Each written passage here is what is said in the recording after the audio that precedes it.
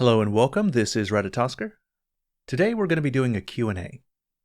This Q&A will be unscripted, and the editing in it will be minimal. I've done two Q&As before, one when I was popular in the Monster Hunter community, and one when I was popular in the Elden Ring community. I'm assuming that most of the people that are going to be listening to this right now are fans of Zelda, because that's what my content is focused on, and that these Zelda fans have never heard those Q&As.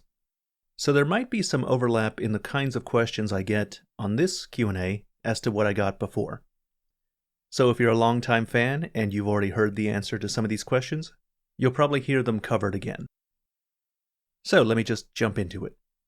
First question, what got you into making Zelda content as you were primarily a Monster Hunter Souls game commentary channel for a while?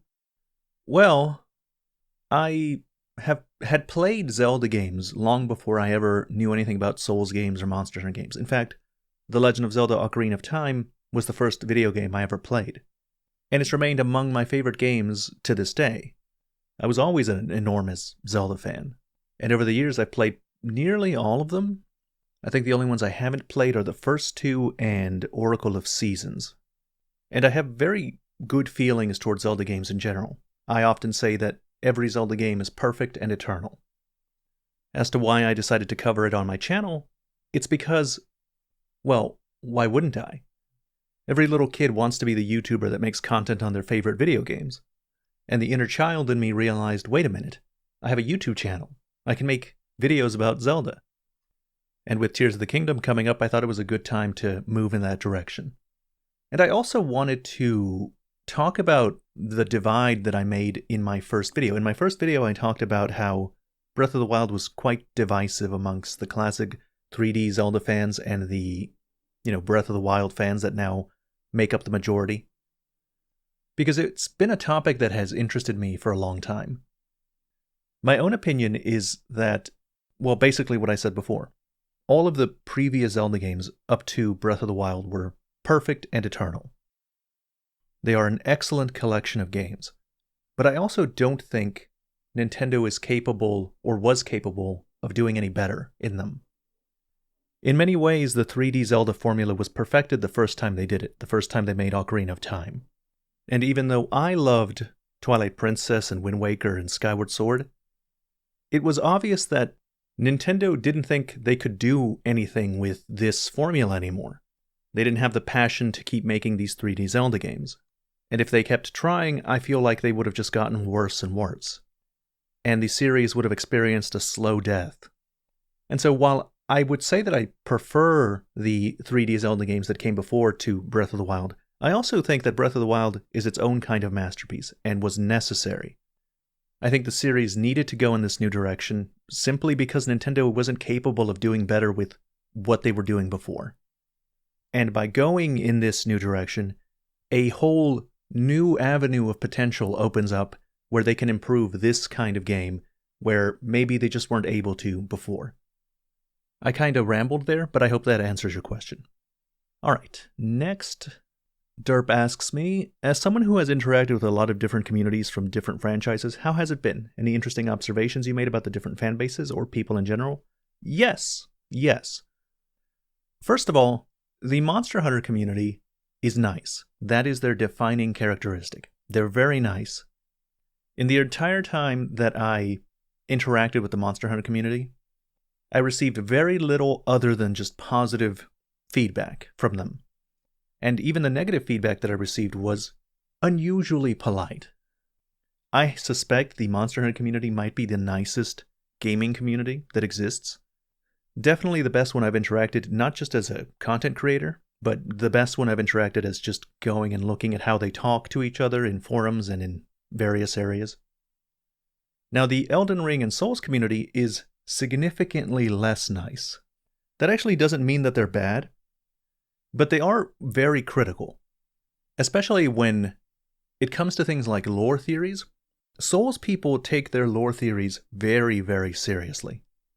Now, this might be a consequence of the developer from software taking their lore more seriously than something like Nintendo. But whatever the reason, Zelda lore videos and Dark Souls Elden Ring lore videos have different standards of quality. In Zelda lore videos that I've seen, there's a kind of casual tone where it's just kind of fun to think about, where you piece together a bunch of different things from different games and you bring them together to come up with a lore theory that doesn't really matter if it's true or not, it's just kind of fun to think about. And those kind of theories would get torn apart in the Souls community. If I released a lore video along those lines, it would get shredded. The people from the Dark Souls community would react negatively to it. You'd have a very large dislike to like ratio, larger than what you would typically have. I think it's just a very different culture between the two. Now, as for Zelda fans, I would say that probably the Zelda fans are the worst out of the groups I've dealt with. No contest, absolutely the worst. When I came into the community and I started making videos, the first video that I did pretty well. It was the one where I talked about how Breath of the Wild was a divisive game and how classic Zelda fans felt and how Breath of the Wild fans felt, and pretty much just described the situation. In that video, nobody seemed to understand what side I was on, because I hadn't taken a side, I was just describing the situation.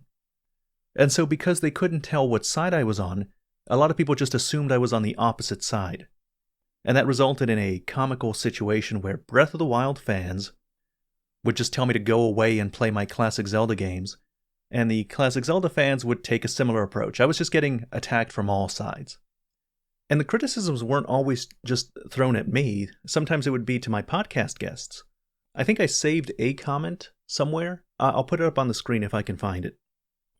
And the situation kept getting worse as more information was revealed because these trailers that Nintendo was releasing were not selling the doubters. There was a group of people that were doubting the game, and it didn't even have anything to do with classic Zelda fans at that point. Those were still a problem, but now there were Breath of the Wild fans that were looking at Tears of the Kingdom and were like, hang on, this doesn't look so great. And so there was this long stint of animosity in the community. And I was kind of putting out my videos, and in my videos, I still kind of in the middle. I'm like, yeah, I can see how these trailers don't look that great. They really haven't shown very much. But also in those same videos, I'd be like, but maybe these are some of the reasons why we shouldn't be worried yet. Maybe Nintendo has this. Maybe they're hiding a bunch of stuff. So by not taking a definitive side in either of these cases, I got an unusual amount of pushback from all sides.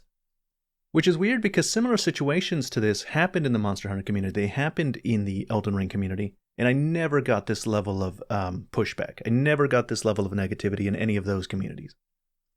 Now things have gotten a lot better now that the trailer 3, the final trailer came out. Everyone kind of got on the same side, mostly. There's really not that many people that are still anti Tears of the Kingdom, that still call it a DLC. There are still some, but there's such a small minority, they're really not worth paying attention to anymore. I like understanding minority opinions when they're sizable minority opinions, when there's enough people, when the arguments being made are reasonable enough to aggregate a large number of advocates. But at the moment, there's really nobody still naysaying Tears of the Kingdom. The majority of people really are on the same side at this point.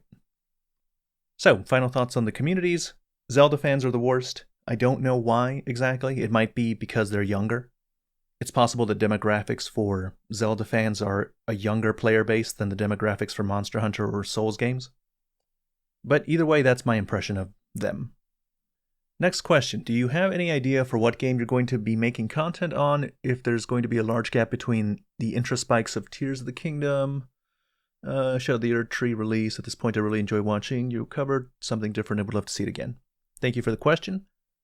So I suspect I'll be talking and covering Tears of the Kingdom for a while after it comes out. Many months at least. I kind of can't stop thinking about Tears of the Kingdom. Like you may have noticed, I've been making a lot of content on it. I don't think I've ever had this much continuous amount of content released on a daily basis, like ever. And I can't force myself to do something I don't want to do. I can't force myself to make content if I'm not motivated. It's just that currently I'm quite motivated. That last trailer really pushed me onto the hype train. And it's different. In Elden Ring, I also covered it up to release. But I already knew Elden Ring was going to be one of the best games of all time. I already knew Elden Ring was going to be great. I had complete faith in Elden Ring. Whereas with Tears of the Kingdom, I wasn't convinced until a month before release. So all that hype that I had not felt up until that point just like burst out of me. And that's what's been happening. As to what I'm going to do after it comes out, it will probably be one of the things that made me famous in Elden Ring, but what got me popular, was some of my design videos talking about developer intent and design in early bosses and stages, how certain things were supposed to make you feel a certain way. But I also dabbled talking about lore, about PvP, about even guides, which is weird. I'm actually quite talented at making guides. It might be the thing I'm best at. And anytime I've made a comprehensive guide on anything, I've had really positive reception. So I'll probably try to do more of that in Tears of the Kingdom. I'll be doing a lot of videos. And hopefully I'll still be able to do podcasts with some of the Zelda tubers that I've had up until this point. I know we'll all be very busy playing the game, but hopefully we can schedule something and talk about it as things are happening in the community, so you guys can hear about our adventures and relate to them yourselves. But after things slow down for Tears of the Kingdom, and who knows how long that's going to take, but after things slow down, and I start covering anything else, the only thing, well, I'm interested in covering a lot of things, honestly, but the big things that I can cover, the things that would actually bring in revenue, like not just one-off videos where I talk about Silksong, or a one-off video when I talk about Etrian Odyssey, something like that, would probably be Armored Core 6. I have an extreme interest in talking about and covering Armored Core 6. It doesn't have a release date, but we do know it's coming this year, and that it's coming sometime in September, October, probably. So that gives me some time to really milk Tears of the Kingdom dry, or at least to the point that you guys get tired of me talking about it. That's like 5 months. Now, I'm also kind of interested in Final Fantasy XVI, but Final Fantasy XVI has made the unfortunate decision to release on June 22nd, which is too close to Tears of the Kingdom. There's just no way I'll have any time for anything other than Tears of the Kingdom throughout the first 2 months or so. So it looks semi-interesting, but no, there will be no coverage of that, I think. As for the Elden Ring DLC, I suspect that will come out next year. I think Armored Core will come out first. There was a leak, a credible rumor regarding that. So yeah, I don't think it's coming out anytime soon. Maybe next year, maybe January, February. So for the moment, my plans are Tears of the Kingdom, Armored Core, and the Elden Ring DLC afterwards. Alright, next question. Why is your name Ratatoskr? Okay. So, one of my favorite games is Etrian Odyssey. It is a 3DS series, a DS and 3DS series, where it's a first-person, turn-based dungeon crawler, where you use the 2 screens of the DS to map out the area. It's also very hard, its combat is engaging, it's interesting. The point is, the world in Etrian Odyssey has the labyrinth called Yggdrasil, and the point is you go up and down the labyrinth and you try and get into new areas and navigate and map them out, and get to the bottom. The whole point is to get to the bottom. Yggdrasil is the world tree in Norse mythology. That's where the name comes from. So I named my guild in those games Ratatoskr, because Ratatoskr is a squirrel in Norse mythology that climbs up and down the world tree and gossips amongst the dragon that lives at the bottom and the eagle that lives at the top. So when I was making my channel, there was always the intention to not only talk about one thing. I couldn't stick to one game or one series or franchise. And Yggdrasil has connections to a lot of worlds in Norse mythology. So Ratatoskr would naturally be able to go to any of these worlds and gossip about and do his thing, which I thought went nicely with the theme of my channel. Next question. What is the most profitable video to date that you've made, and how much money have you made on it? Oh, that's a good question. Let me go find out. What is the most profitable video that I made? Well, it turns out it's a video I made during my Elden Ring time called Elden Ring Wants You to Play Differently. It has 1.3 million views.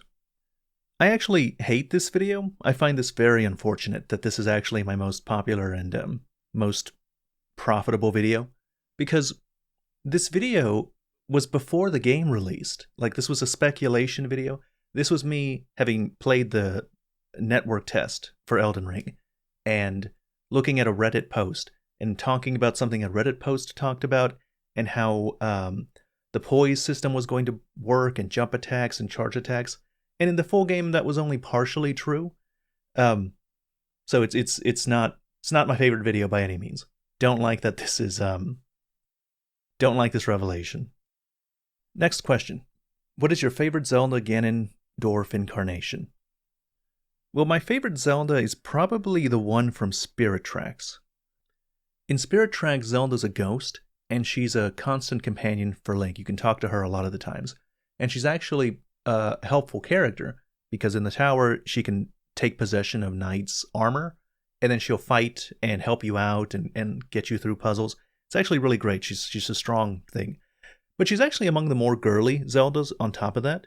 So the two aren't mutually exclusive. She also, she's scared of mice in the towers, and she won't go forward if they're around. It's really great. I actually think she's among the better Zeldas, even though it's from one of the DS games. As for Ganondorf, definitely Wind Waker Ganondorf does it for me. The Wind Waker Ganondorf is an older Ganondorf. This is a Ganondorf that spent a lot of time in the Sacred Realm before he got out. He spent a lot of time thinking about things. And so by the end of the game, he's not going to kill you. Like he says straight up, he's not going to kill you or Zelda. He just wants the Triforce. And what's he going to do with the Triforce? He's going to try and wish the Hyrule back onto the surface. It's buried underneath the ocean. He wants it to come back. The whole theme is that he's clinging to the past. Him and the old king are relics of the past. He can't let go. But the old king does let go. He manages to get the Triforce. He wishes for Link and Zelda to have a future outside of Hyrule, outside of the history that Hyrule is built on. I really like that Ganondorf. He's a reflective, thoughtful, not going to kill you old man. Next question from Gary. As you make your way through the game, do you think you could drop a few videos on with your thoughts as you go? Like maybe one per major area? I will be dropping a lot of videos as I go. When I played Elden Ring, I felt like I was really nourished. I played Elden Ring for long periods of times, and then I'd drop a video on whatever happened to be around. And people really liked that. People resonated with that. I made a video on the Tree Sentinel. I made a video on a Geel. Whatever happened to be around, I'd make a video on it, and people ate that up. And in this way, I was able to really enjoy my time playing the game just by myself, just naturally, not streaming it, not doing anything else, very focused and going slowly, not rushing for content, not rushing to get to places that other people hadn't got to, but rather thoughtfully talking about the places that I had gotten to, and people like that. I think I'll do the same thing. Hopefully it has the same effect. Next question, do you think the next mainline Zelda game will follow Tears of the Kingdom in a timeline sense, or do you think it would play prior to Breath of the Wild? I don't think anything's happening prior to Breath of the Wild. I think we're done with that. I don't think we're ever going back before Breath of the Wild came out.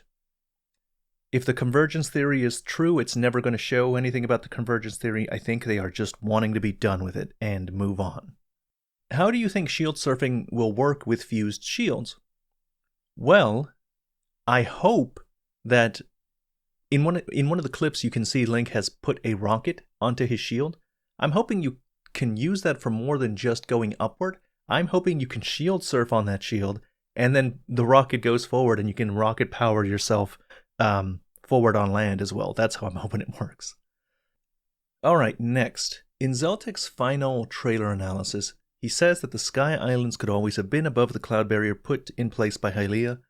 In the trailer, you see a beam of malice shoot up into the sky and hit some invisible things. Then it spreads out, maybe destroying that barrier and revealing these Sky Islands. What are your thoughts on that theory?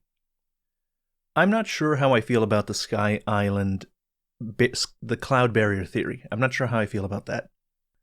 My problem with it is that we're using Skyward Sword lore for the cloud barrier being there. And it makes sense that they would use Skyward Sword lore, since Fujibayashi is the guy that wrote Skyward Sword. He's the director for Tears of the Kingdom. He's the director for Breath of the Wild. He would remember that lore.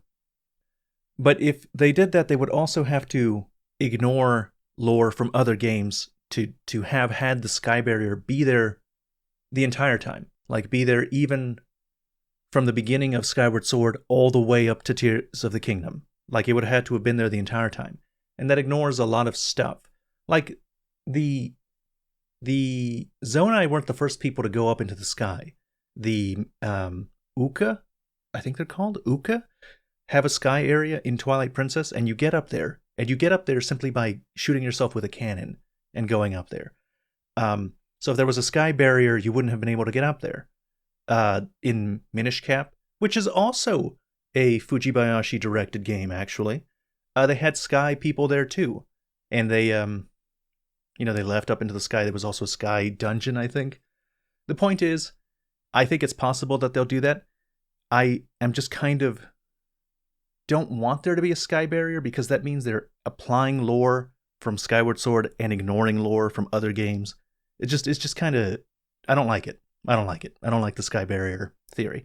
But I think I can see what he's saying. I think it's perfectly possible. Next question is by Katan. Do you listen to music often during your free time? If so, do you have any recent favorites or any recommendations?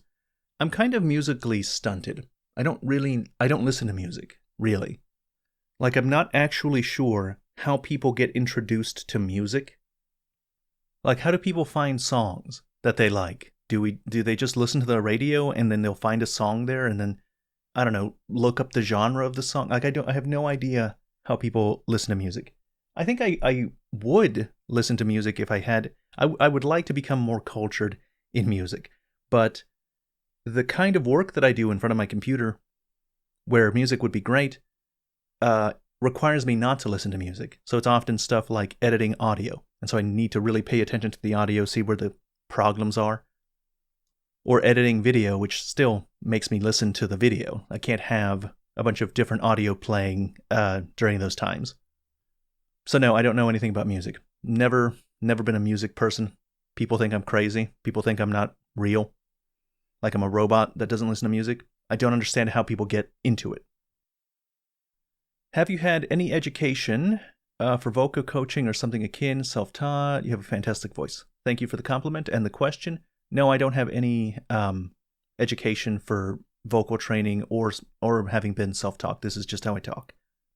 If I was going to posit a theory as to why I talk this way, it's as a kid, in my early teenage years and my childhood, I didn't have any friends. I didn't have any friends until maybe like my final years of high school. And so I didn't have many people to talk to. Like, pretty much throughout my entire, birth to like 16, I talked to very few people. And so what I would do is I'd either play video games or I'd read books or I'd watch movies. And my vocal patterns, I guess, took the tone of villains from those things. So I think that's why. That's my working theory. It's hard to remember, why you sound the way you do. But yeah, that's my current assumption. I didn't have anyone to talk to, and I thought villains sounded cool. Next question. Do you think Tears of the Kingdom will suffer a bit because the Switch is not as powerful as the other consoles? Depends on what you mean by suffer. Yes, I do think that it would be better if Tears of the Kingdom, if the Switch was stronger, and could play Tears of the Kingdom at a better frame rate, 60 frames per second, 1080p. Do I think it will suffer financially for it? No, I don't think it will suffer financially for it. I think, everybody's going to buy this game. I think it might outperform Breath of the Wild, which would be an extreme accomplishment if it did that. And the thing is, like, I have been a Switch defender for years. I love my... you need to understand, I love my Switch. If the game is available on the Switch, I will often choose to buy it on the Switch, depending on which game, rather than on the PlayStation or on PC. Because I really like the portability of the Switch. I like having it. I like being able to play. I'll even play in my own home on the mobile Switch. I'll take it to the couch or the bed or something. And I prefer it because I am not that concerned with graphics. But I think I'm at the point now, finally, after years of being a console person and only recently getting into PC and caring about anything like frame rate or graphics, where I finally, I need a bare minimum. I want the Switch 2 to come out, or whatever it is that Nintendo's going to release. And whatever they release, I need them to have 1080p and 60 frames solid. That's all I care about. I don't care about your 400 frames per second. I don't care about 4K resolution. Just get me 1080p and 60 frames per second on everything stable. And I will never say a single negative thing about Nintendo again. I just want the most basic things, and I'll buy all of my games on your console. Please. Just, this is enough. It's enough. I'm tired. I can't deal with 30 frames per second anymore on your games. It's not good. Next question. Do you wish that the new Zelda game was a direct sequel to Breath of the Wild? Why or why not? For a future game, what would you love to see? No, I think it's fine that Tears of the Kingdom is a sequel to Breath of the Wild. I think it's actually great. It's a good idea. But as for the next game that they make after this, here are my thoughts. You guys can tell me what you think about this. I am hoping that Tears of the Kingdom, I need to talk about Tears of the Kingdom before I talk about what's next. I'm hoping that Tears of the Kingdom is Nintendo's magnum opus. I think that this is just their best work. I'm hoping that it incorporates enough of the things that I liked about old Zelda games, things that were kind of missing in Breath of the Wild, to make the classic fans happy enough. Like, they don't have to be completely happy. You're not going to get exactly like classic dungeons, but happy enough, dungeon enough, and a better story than Breath of the Wild. Just enough that it becomes the greatest work. I think it really could be their greatest work. I think this could be a great unifier, the magnum opus of the Zelda series up until this point. Really, it has that potential. It could be the greatest Zelda game. It could be my favorite game.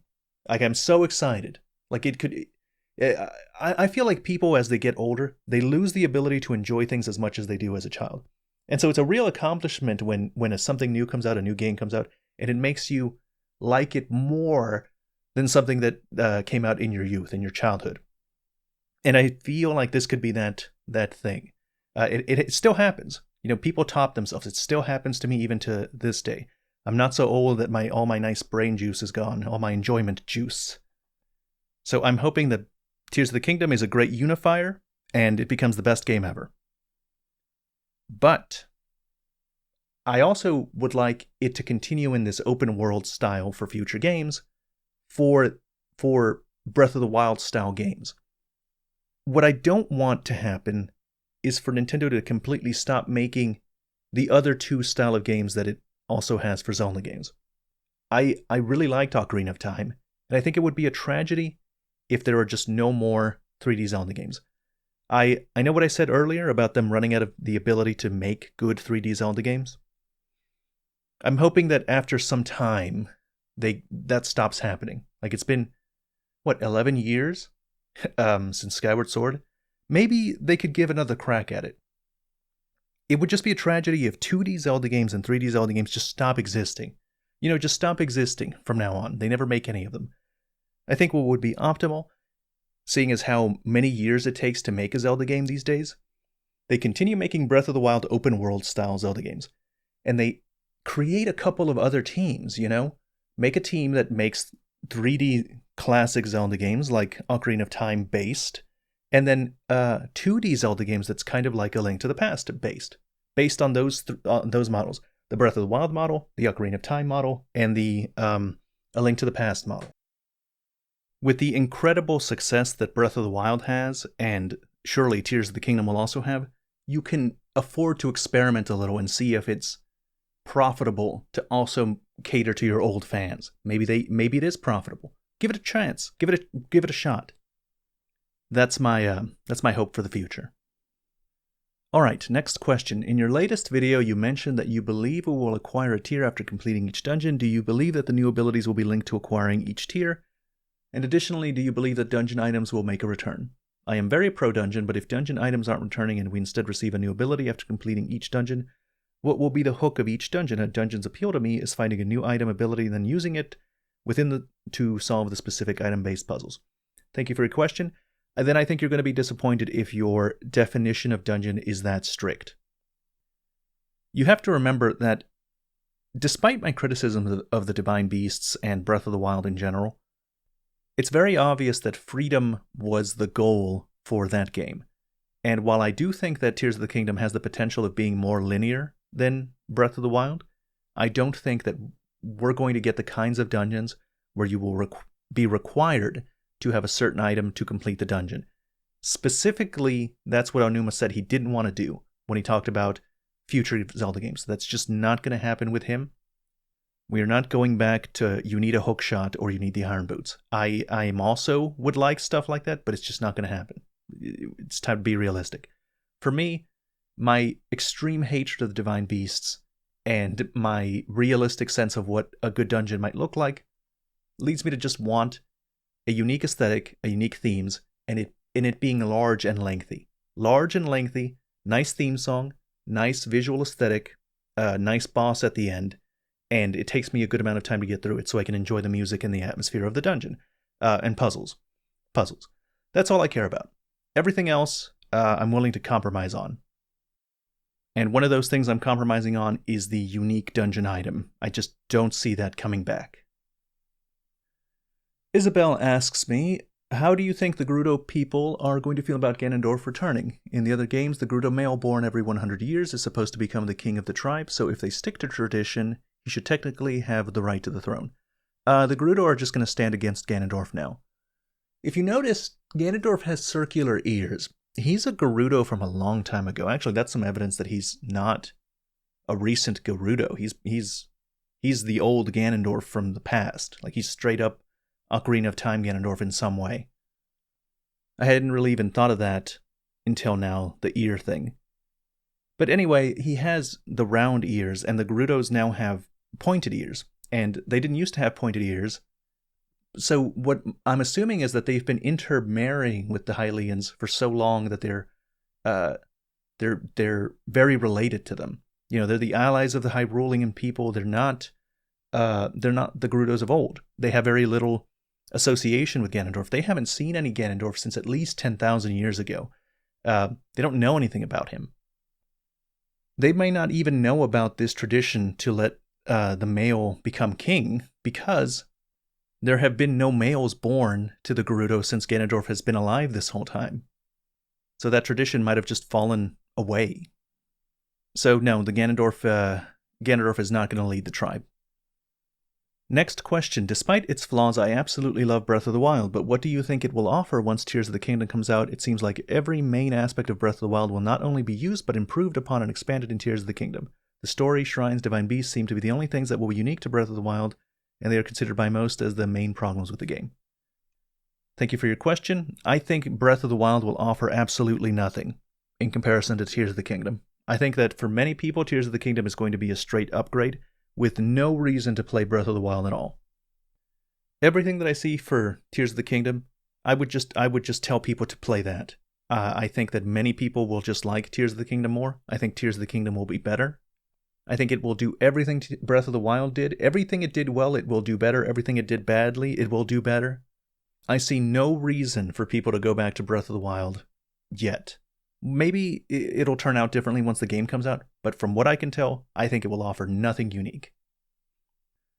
What is your opinion on Age of Calamity being somewhat canon? Well, let me start my answer by saying that I didn't play Age of Calamity, so there's a limit to what I will say definitively. But my understanding of it from talking to other people that are more knowledgeable than me about it is that it's not canon in any way. I think what Age of Calamity did, if it's true what I'm about to say, then that's clever, is that it just set itself up so that it wouldn't interfere with established canon. So it's not that it's canon, it's just that if it was canon, it wouldn't affect the main game's story. So it set itself up in a way that it could be canon, and it wouldn't really affect anything. And that way, it doesn't matter whether it's canon or not. At least that's how it was explained to me.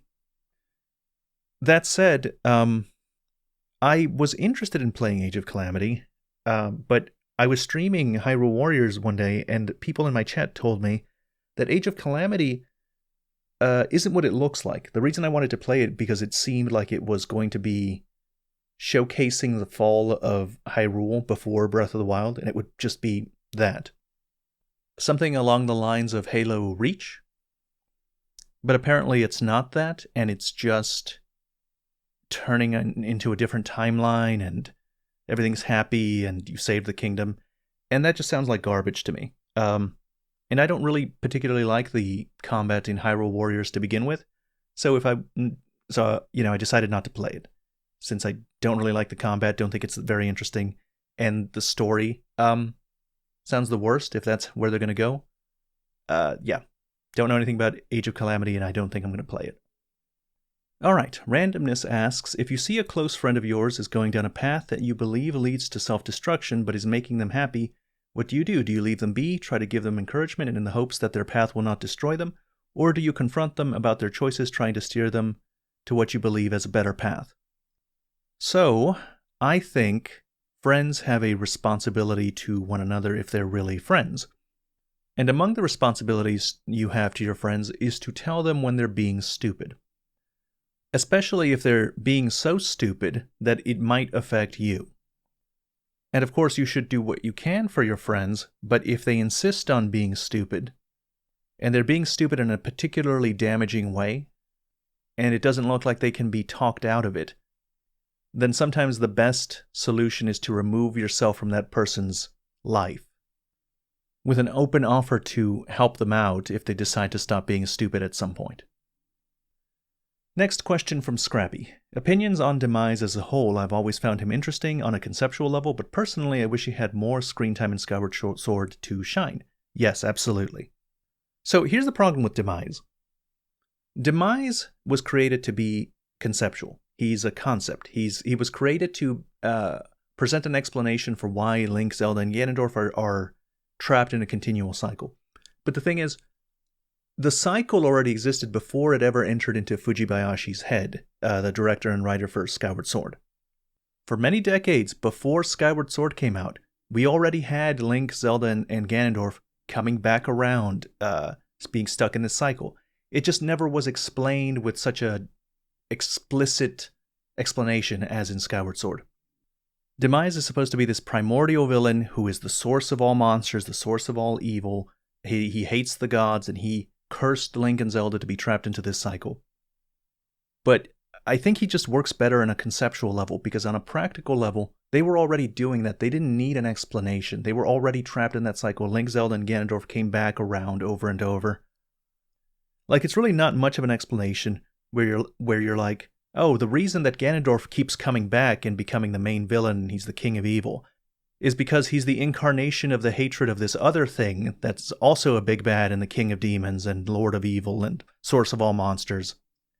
I don't think there's much of a point. I think Demise really works better as a conceptual level. And they didn't even explain much about him. Villains like Demise are best when more elaboration happens on their motivations. We only know that he can't die and that he hates the gods. And his hatred of the gods is never explained. It's never explained why he hates the gods. If they had given me just a little bit more, I probably would have liked him a lot more.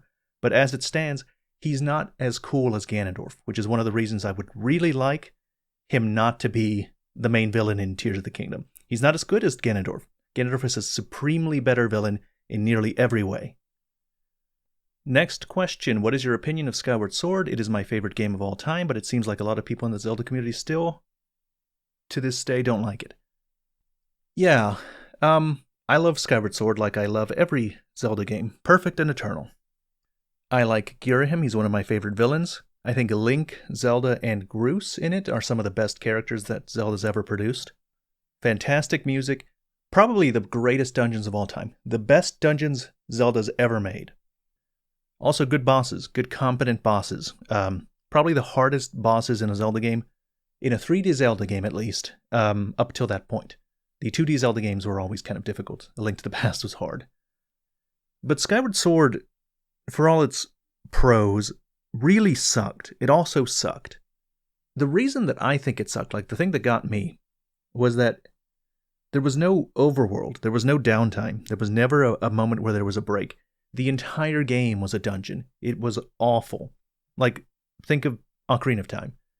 Ocarina of Time, there is the lead up to the dungeon, and that's fun. Like the Goron area, lead up to the dungeon. Zora area that lead up to the dungeon.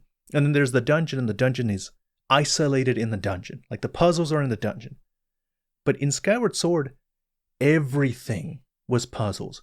Every second of every moment was a puzzle. There was a puzzle to get into the dungeon. There was a puzzle to lead up to get to the puzzle that lets you into the dungeon.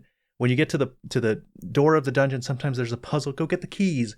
Go get the keys to be able to get into the dungeon. Just constant, endless puzzles all the time.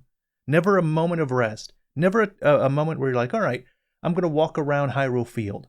I'm going to go to the marketplace again, see if there's anything new happening over there. I'm going to go to Lon Lon Ranch and just relax, just exist. No, it's always a puzzle. If you want to backtrack, you got to do the puzzles again sometimes. It was awful. It's the opposite of Breath of the Wild, really. It's the opposite problem that Breath of the Wild had. Breath of the Wild had no dungeons, but Skyward Sword was only a dungeon. I was trapped in it. I was a prisoner in this dungeon all the time. It was truly terrible. Next question is from Gerudo. What is your game backlog right now? It seems Zelda's preventing you from playing and talking about other stuff, so what would you play and make videos of if that wasn't the case? My backlog at the moment isn't really very large. I have Signalis in the back burner, and that's something I would like to play. I wanted to replay all the old Zelda games before Tears of the Kingdom came out, but that's not happening. It's too much, and not enough time. I'm more concerned about finding the time during Tears of the Kingdom moments for upcoming things that I'm kind of interested in. For example, Etrian Odyssey comes out, I think the same month or soon after Tears of the Kingdom, and I'm a big Etrian Odyssey fan. I love Etrian Odyssey. They're doing a remaster of the first 3 games, and I absolutely am going to play that. I also wanted to give Mega Man Battle Network a try, which is a game series that I think came out just recently, and a lot of my friends enjoyed those games as a kid. I'm very into trying things that I'm not accustomed to, and Mega Man Battle Network seems the kind of thing that's quality. A lot of people enjoy it, and I don't know anything about it and don't know if I like it yet. I am very much about discovering the things I don't know things about yet, and seeing maybe I do like them. Like I said, I also kind of want to try out the new Final Fantasy XVI, if I can find any time for it. And maybe if if Silksong comes out this year, if it comes out soon, it's supposed to come out relatively soon. It's supposed to come out sometime around July. I don't understand why there's still no news about it. Like, it's getting really close. If anything, I'm hoping that it gets pushed back till after July, gives me more time to play it after I'm done with Tears of the Kingdom content. But as to what I would be making if it wasn't for Tears of the Kingdom, I would just, make random videos. I'd probably focus a lot on Etrian Odyssey. It's one of my favorite series, and I would like to cover it. And I will cover it eventually, just probably not right now. Flan asks me, between Soul series and Zelda games, which did you play first? And if you could only play one series for the rest of your life, which would it be and why? This is a tough one. You're basically asking me which is my favorite series. But this is actually an easy...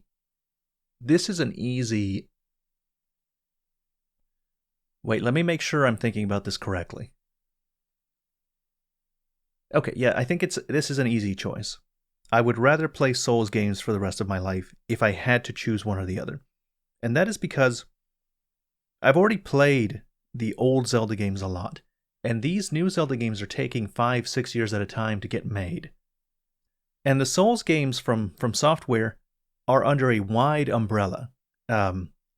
So a lot of the things that they come up with might get put under the Soulsborne banner. Like Sekiro is a game that I'm not sure needs to be a Souls game, but people consider it a Souls game. A lot of people consider it a Souls game.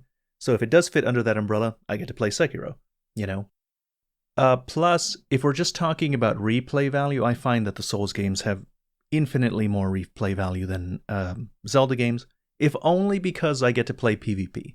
I really like invading people. I can spend endless hours. If that was the only video game I had left to play for the rest of my life, I'd find a way to manage if I could just invade people in Elden Ring and Dark Souls games. Super fun. I could do that forever. Quicksilver asks, what do you think about the dragon person being an ancient Zonai version of Link dressed up as a dragon as the Zonai symbol of courage? Well, I think very highly of that theory, since I'm pretty sure I came up with it.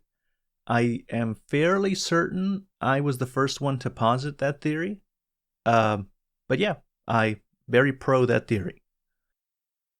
Joshi asks me, do you have any idea where you want to first explore when you get your hands on Tears of the Kingdom? Yes, I want to explore wherever the game is guiding me to explore. As soon as I get freedom, I don't think I'm going to use it to go, I'm going to go far off into the map where nobody else is going.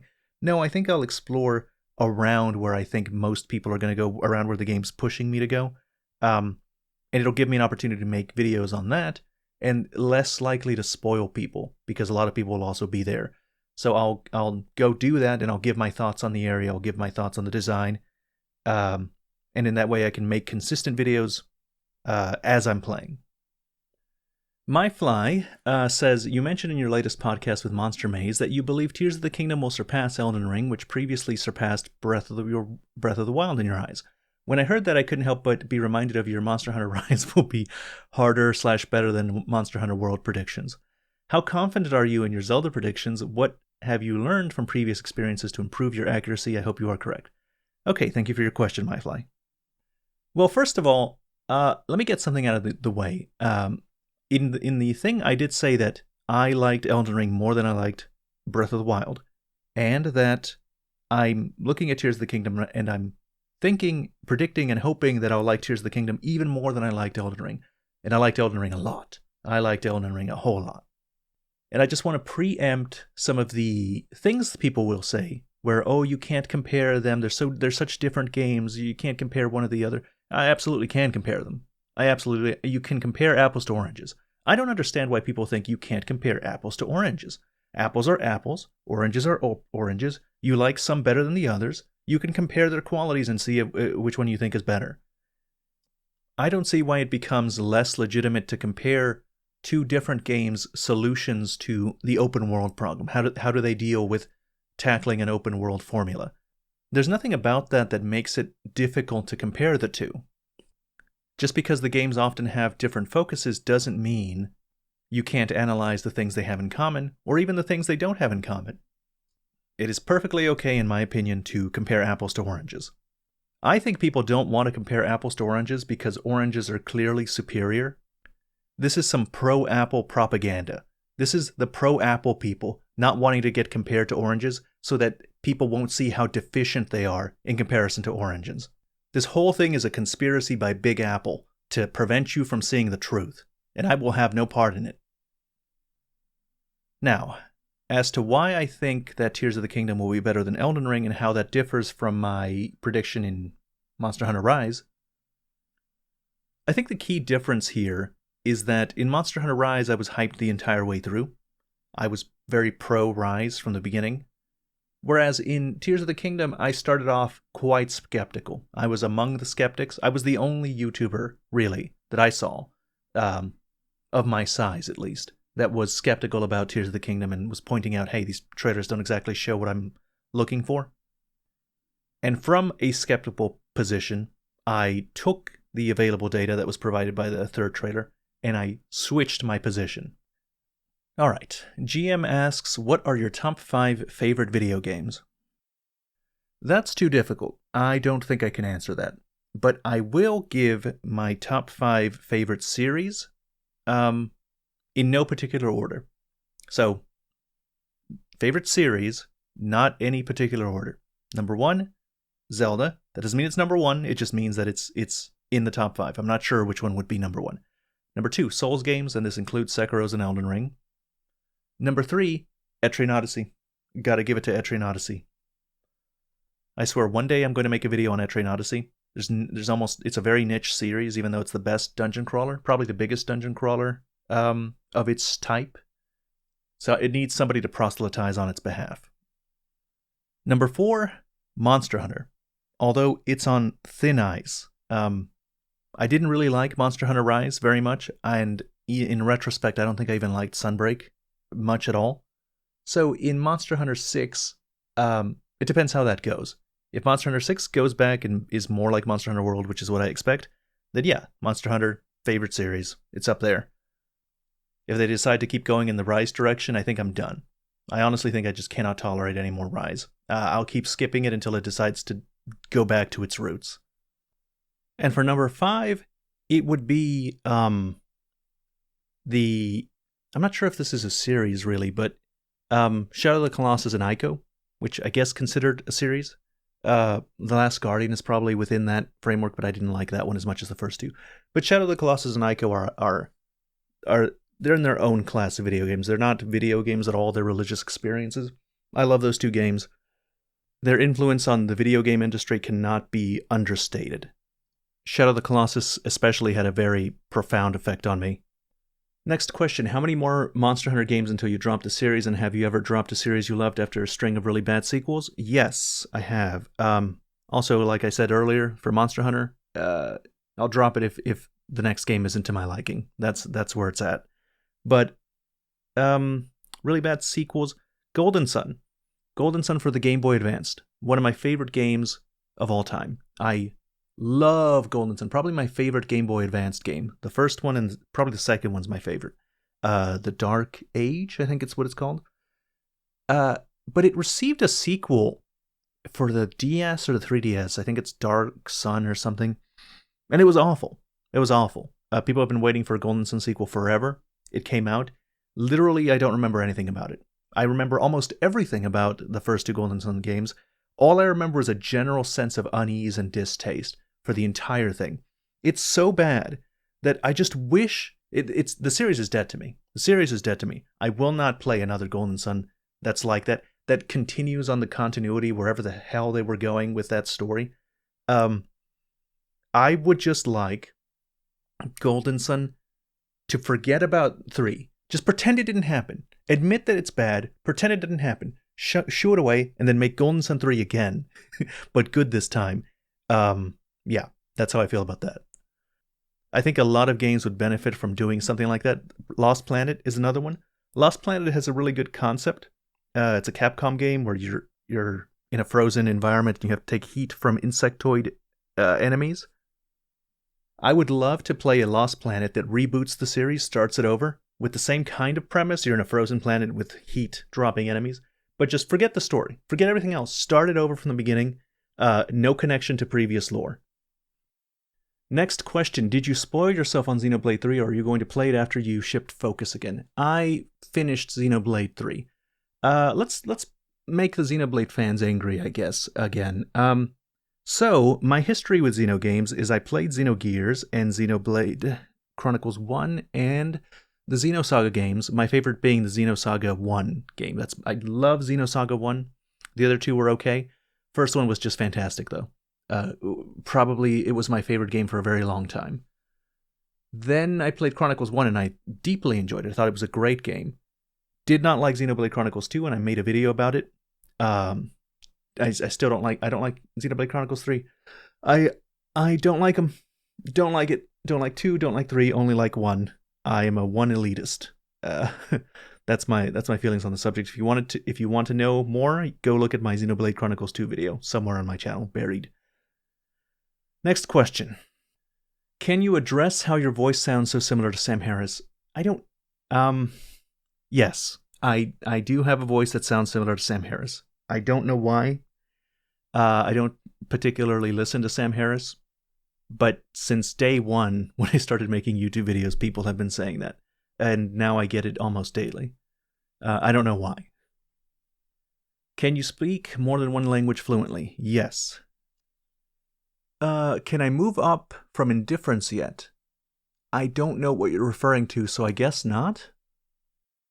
Have you ever put mayonnaise on the hot dog? Why would you ever not put mayonnaise on the hot dog? Why would you eat a hot dog without mayonnaise at all? Terrible. It's like eating a pineapple without any pizza. You made an effort to justify or make an argument for the Frenzied Flame ending, any for the Dung Eater. Well, I wasn't making an argument in favor for the Flame of Frenzy. I just was talking about what I thought it meant metaphorically, like what the Flame of Frenzy was supposed to be in Elden Ring. And I had some thoughts about the Dung Eater, but it seems to me the Dung Eater is more about So the Flame of Frenzy is the concept that life is not worth living because the suffering is so terrible and that like everybody should just die. That's what the Flame of Frenzy is.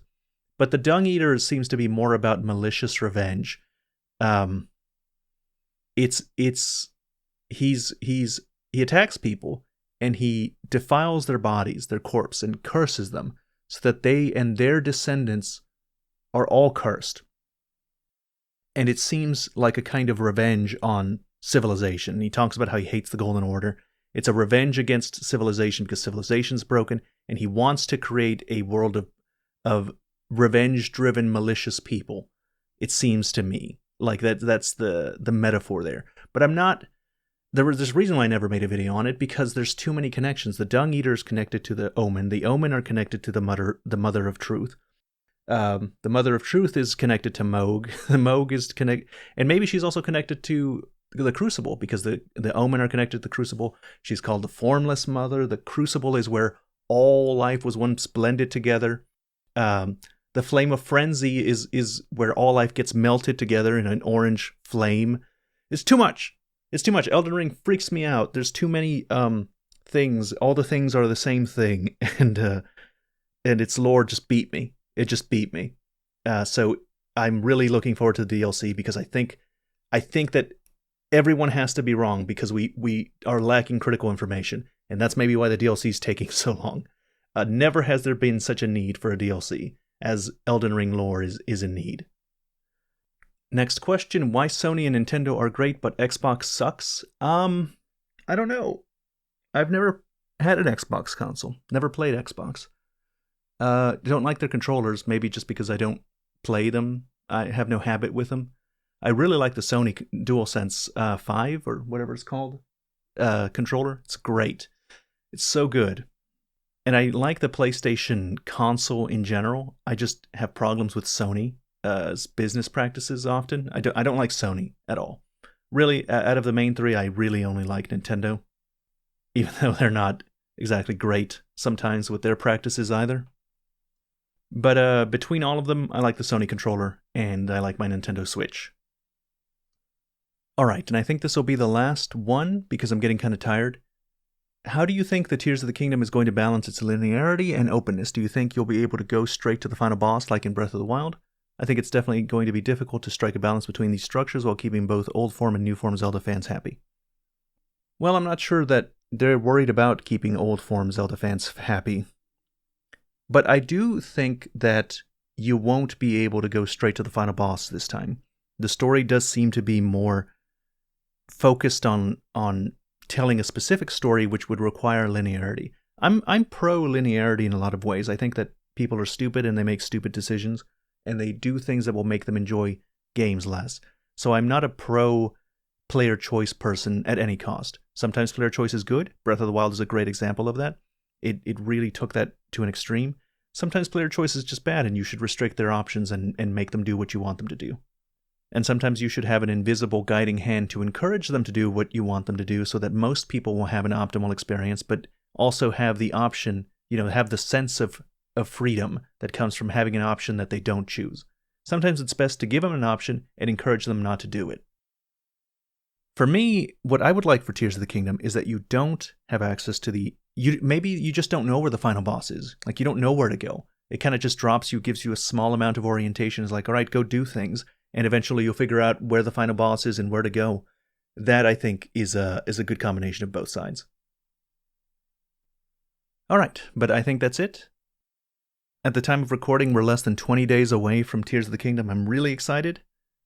And I'm really grateful for the Zelda fans and the Zelda YouTubers even that came to my podcast and watched my channel and let me into the Zelda community fold so quickly. Like I said, every young Zelda fan dreams about making Zelda content one day, talking about one of their favorite game series. And I'm happy to have managed it in a crucial time for the community when Tears of the Kingdom is about to be out. So, thank you. And thanks for watching.